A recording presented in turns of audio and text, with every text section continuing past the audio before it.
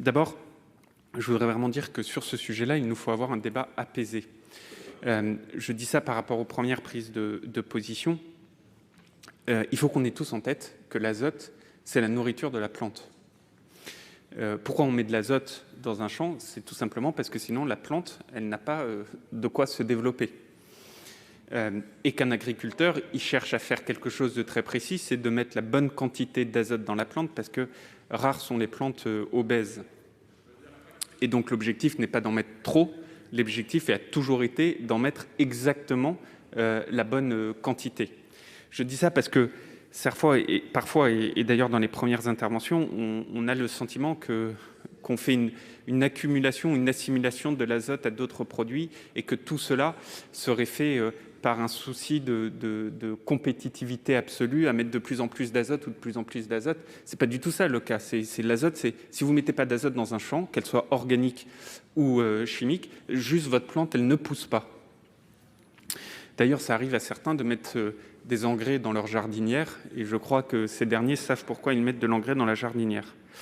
Le deuxième élément, c'est que ce dont on parle, ce sont des engagements pris par la France à l'échelle européenne, comme tous les États européens.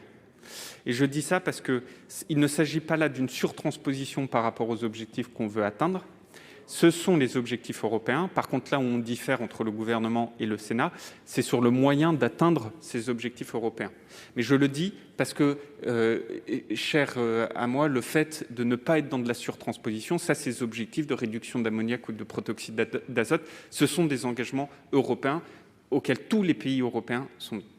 Le troisième élément sur lequel je voudrais insister, c'est que dans l'amendement du gouvernement qui rétablit la disposition de l'Assemblée nationale, il ne s'agit pas de mettre en place une redevance azote. Et je le dis et le redis, toute redevance azote, si tant est qu'elle soit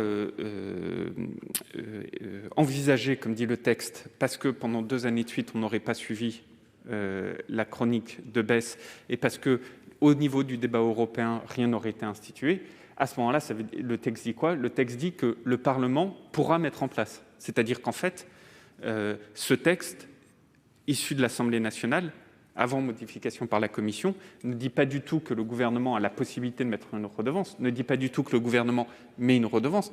Il dit que le Parlement pourra se poser la question de mettre en place une redevance, c'est-à-dire de voter à un moment donné dans les prochaines années, à certaines conditions, notamment une des conditions qui est que pendant 2 années de suite, la chronique de baisse n'est pas faite. Dit autrement, il n'y a d'aucune manière que ce soit dans le texte la mise en place d'une redevance, et j'insiste dessus.